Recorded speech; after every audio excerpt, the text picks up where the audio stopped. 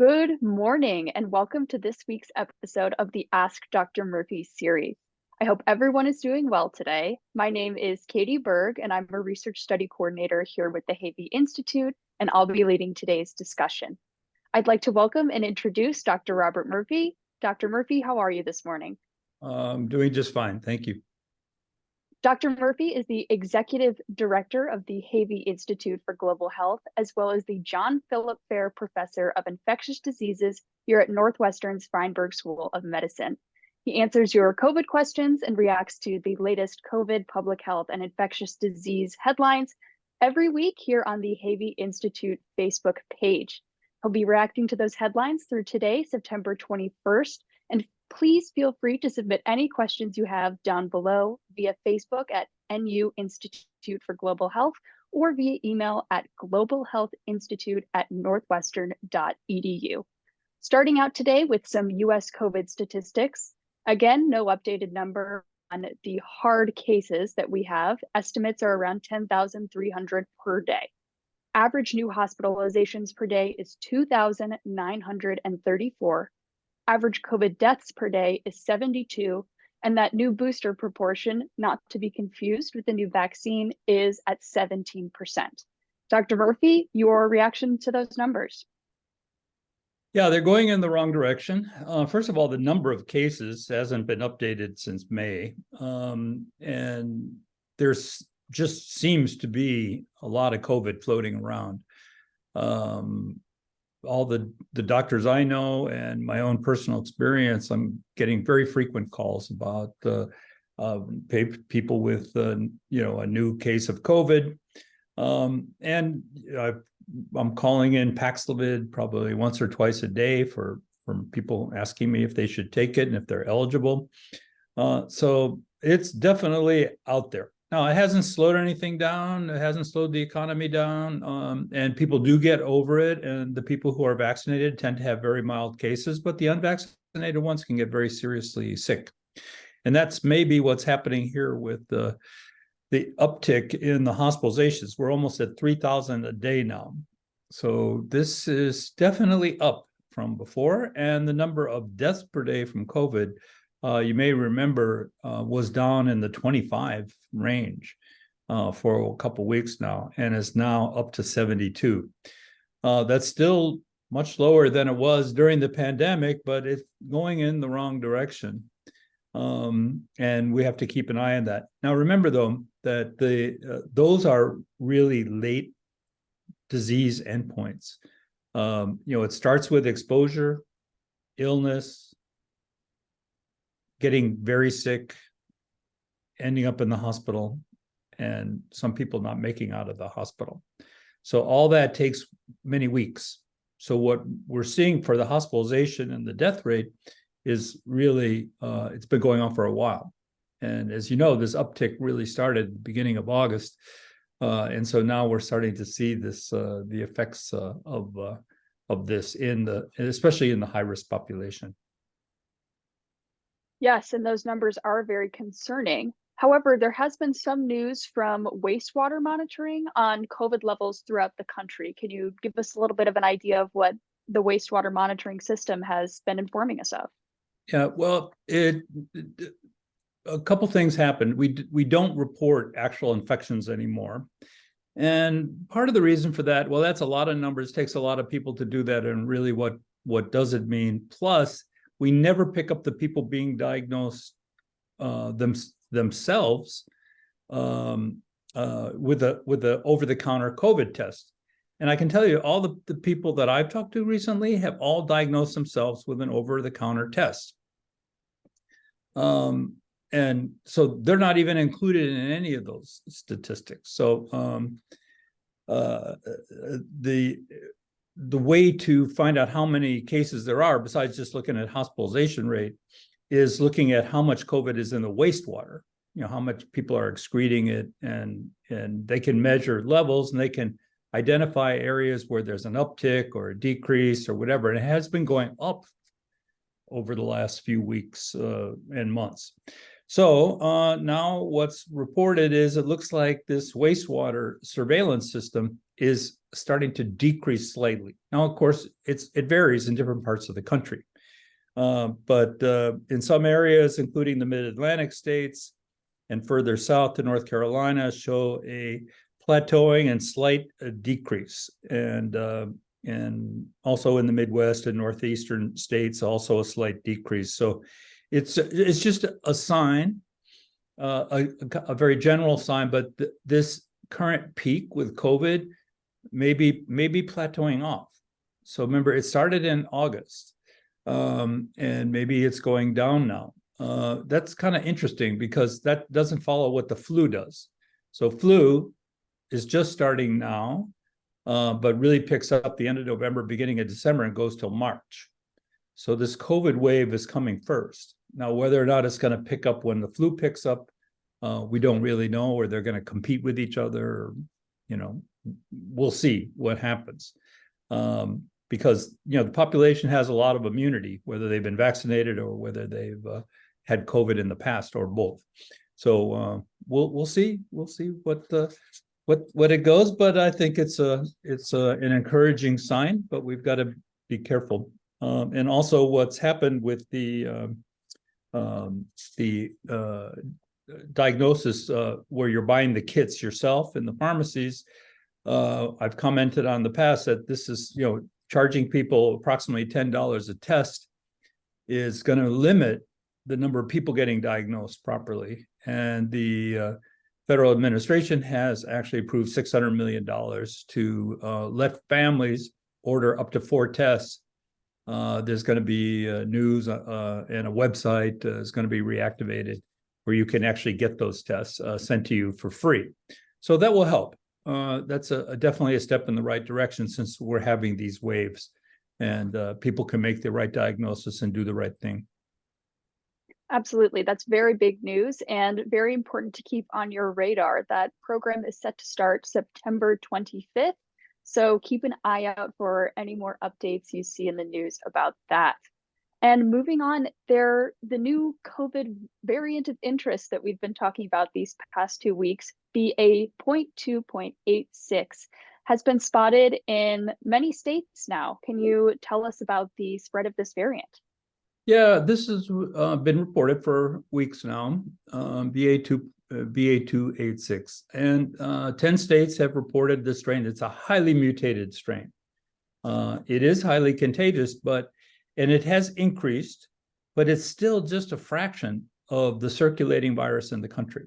So it hasn't like taken off like a rocket. And that's kind of interesting because this has happened with some of the other variants too. So, you know, it looks like it behaves about the same, except it's even more contagious. We don't think it's going to cause any more problem than any other COVID. The tests themselves are not affected. So you can, you know, get diagnosed with whatever kit you're buying in the pharmacy, or whatever clinic you're going to is going to identify it. So despite these variants, really nothing more different, except that it's even more contagious. That's very good to know, and a very nice update. Moving on to today's submitted questions, we had a couple surrounding very similar topics, so we've condensed them to try to cover all of those interest areas. First, can you explain why the new COVID vaccine is considered a vaccine and not an additional booster? Yeah, this is a very common question. I get this every day, at least once. And I'm sure others do too. And the reason is because it is a different vaccine. It is like a flu shot. When you get a flu shot every year, you don't say, I'm getting a flu shot booster. And the reason you don't say that is because it's a different vaccine. It's completely different. It's re-engineered differently.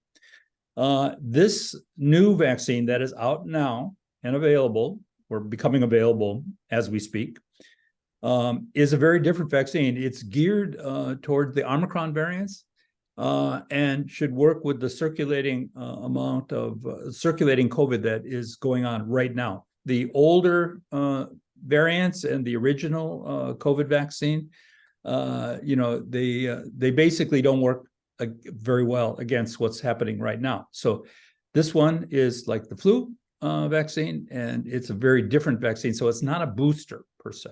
It's really a new vaccine. So take the new vaccine. So what we're going to be following, we've been following every day, every week, how many people have taken the booster, the last booster. We will soon be following how many people have taken the new vaccine, because that's the most important marker. Absolutely. And those should be widely available around the US as of, this week, a little bit of last week. It came out on Wednesday, but it takes a while to get the vaccine in the pharmacies, but they should have it by now. Absolutely. I, for myself, am receiving mine this afternoon. So very excited to do that. And I hope to hear the good news that other people are doing so as well.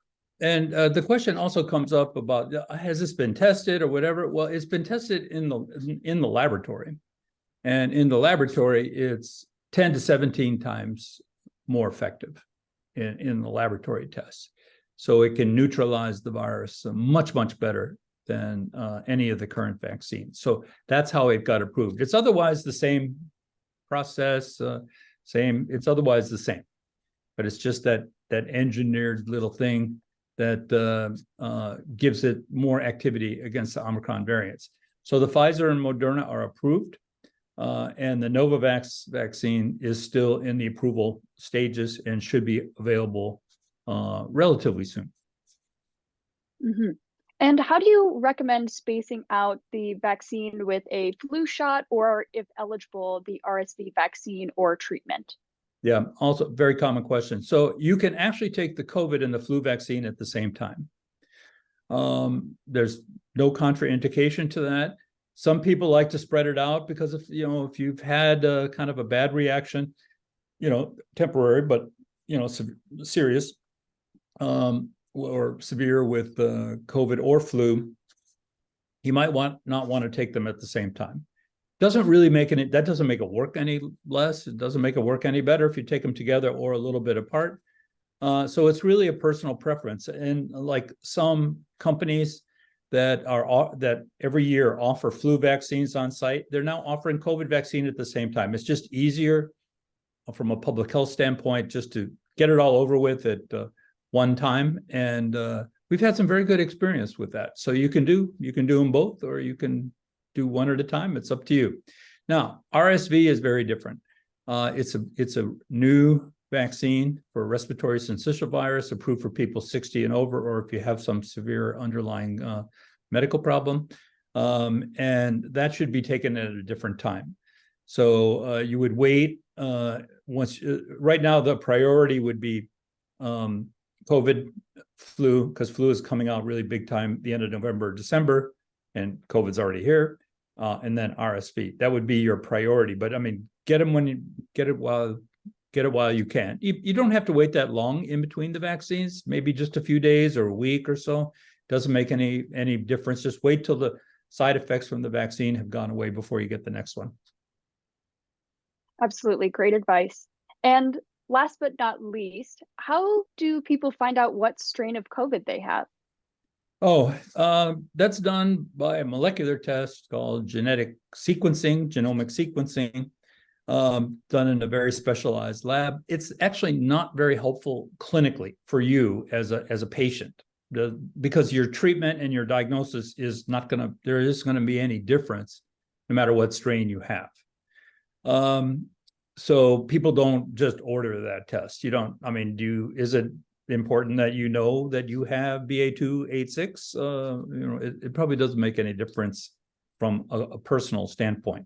That's only helpful in really a public health kind of viewpoint. And when you're making the next vaccine, you want to use the strains that are floating around now. It's more use on the scientific level and in the public health level. So you don't really need to get that. Mm-hmm.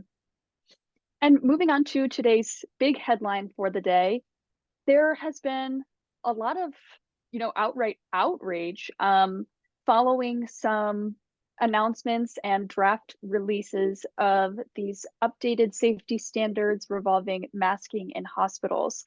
Can you please give us your perspective on this, as an MD? Yeah, so the Centers for Disease Control, the CDC, put out some preliminary guidance on mask usage. And they basically, in the routine hospital setting, have just said, use a mask. Surgical masks are inexpensive. They're more comfortable.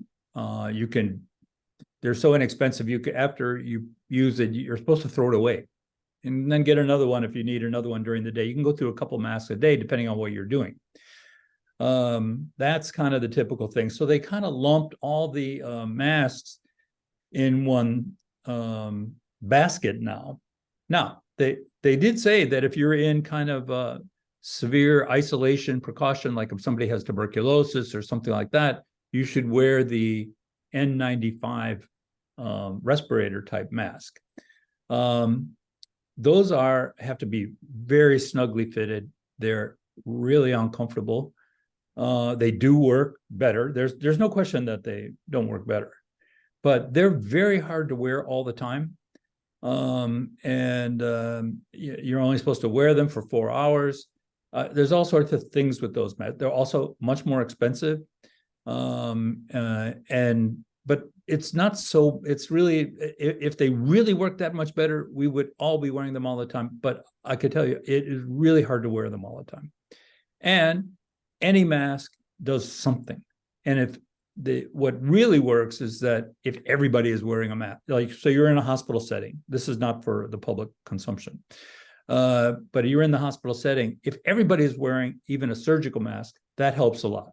If one person's wearing a mask, one person's not wearing a mask, well, that doesn't work as good. It really has to be everybody. And so what the CDC, their kind of explanation here is that they want to streamline guidance. They don't want to say, well, in this setting you wear the N95, and in this, they've been criticized so much for being too confusing. So they've just streamlined it. Now, 900 doctors wrote a letter saying they didn't agree with that. These are not just like off the street doctors. These are public health workers and scientists and stuff. So they had a big issue with that. So we'll see what happens. There's been a lot of hubbub in the hospitals about this, but I'll tell you, it's a healthy discussion. Maybe they'll broaden the recommendation, the guidance for when these N95 masks should be used versus the little blue surgical masks. I think there's probably some place in the middle here that they're going to agree upon, because you want the more people, if you have the N95 all the time, some people they're not going to want to wear it, or they're going to take it off, or they're not going to have it fitting tight, and that's going to defeat the whole purpose. So it's an interesting discussion, and we'll see what the final guidance is, because this is not a final. This is just the guidance draft, and so we'll see what they say. Absolutely. We will keep an eye on that story and keep everyone apprised if more news does come out. I'd like to thank you, Dr. Murphy, for your time and expertise answering these viewer submitted questions and reacting to headlines and COVID statistics. Well, thank you very much, and enjoy the rest of your week and weekend. Thank you. And thank you very much, everyone, for joining and watching. As always, please feel free to submit any questions you have down below via Facebook, Twitter/X, or email. All of our information is in the description down below. Have a very nice day, everyone.